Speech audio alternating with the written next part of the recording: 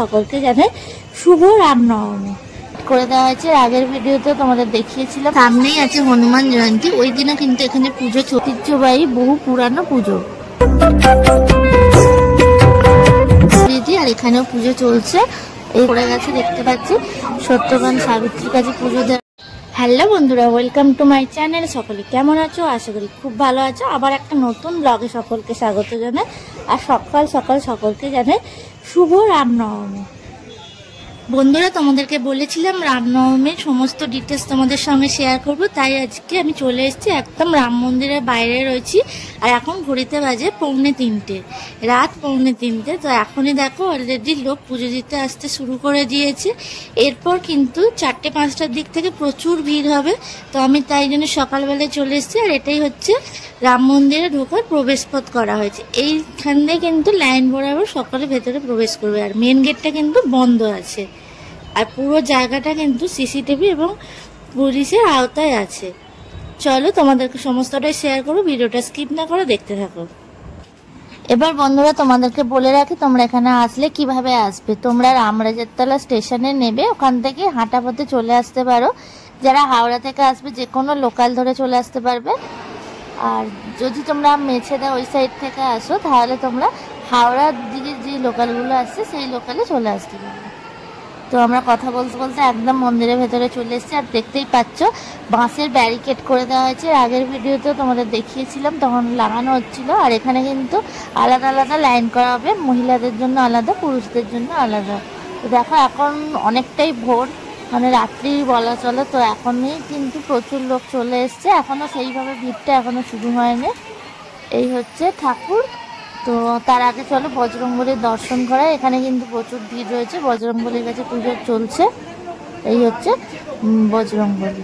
সামনেই আছে হনুমান জয়ন্তী, ওই দিনও কিন্তু এখানে পুজো চলবে। তোমরা যদি কেউ পুজো দিতে চাও আসতে পারো।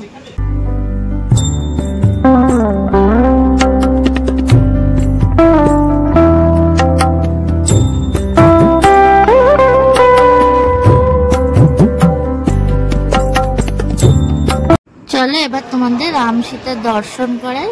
আর চলো সামনের দিকে কিন্তু প্রচুর এখানে পুজো কমিটির লোক রয়েছে দেখতে পাচ্ছি। আর এই হচ্ছে ঠাকুর। এর আগেই যখন তোমাদের রাতের ভিডিওটা দিয়েছিলাম, ওতেও দেখিয়েছি ঠাকুর একদম কমপ্লিট হয়ে গিয়েছিল।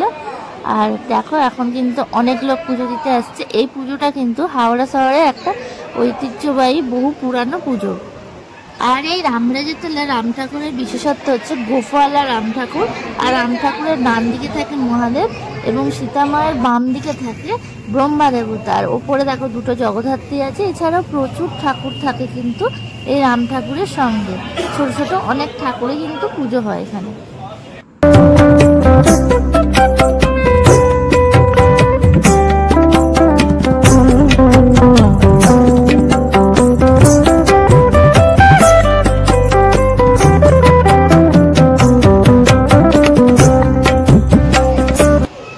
চলো এবার তোমাদের লক্ষ্মীনারায়ণেরও দর্শন করিয়ে দিই। আর এখানেও পুজো চলছে।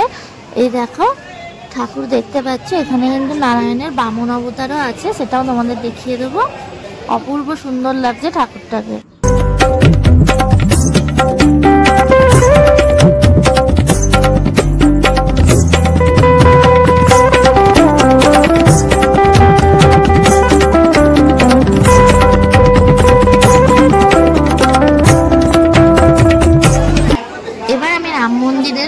বাম সাইডের দিকটায় চলে এসছে। আর যেখানে আছে সাবিত্রী সত্যবানের মন্দির, এখানে কিন্তু অলরেডি লাইন পড়ে গেছে দেখতে পাচ্ছি।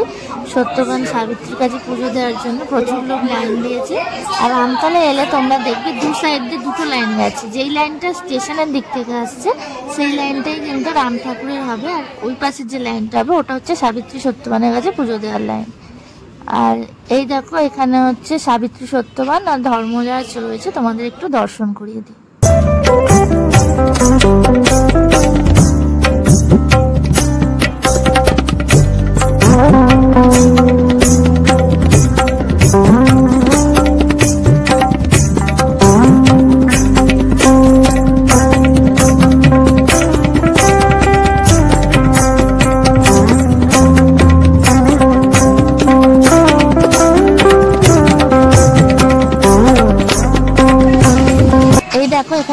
লেখা রয়েছে। এই মিষ্টির দোকানের পাশ দিয়েই কিন্তু সাবিত্রী সত্যবানের লাইনটা হবে। এরপর ভিড় হলে আর সবাই পুজো দিয়ে কিন্তু ওই লাইন ধরে বাইরে বেরিয়ে আসবে। চলো বেরোবার আগে আরেকবার রাম ঠাকুরের দর্শন তোমাদের করিয়ে দিই। তোমরা কারা কারা হাওড়া থেকে কিংবা রামরাজতলা থেকে দেখছো অবশ্যই কিন্তু কমেন্ট বক্সে জানিও। আর যারা এখানে আসতে পারবে না ভিড়ের জন্য, তারা কিন্তু ঘরে বসেই দেখতে পারবে আমার ভিডিওর মাধ্যমে। তো আজকের ভিডিওটা তোমাদের কেমন লাগছে অবশ্যই কিন্তু জানিও। আর যদি ভালো লাগে তাহলে সকলের সঙ্গে প্রচুর প্রচুর শেয়ার আর লাইক করে দিও। মন্দিরের বাইরেও প্রচুর দোকানপাট তোমরা পেয়ে যাবে, প্রসাদের দোকান, তারপর এরকম চুবড়ি ঝুড়ি এসবেরও দোকান তোমরা পেয়ে যাবে।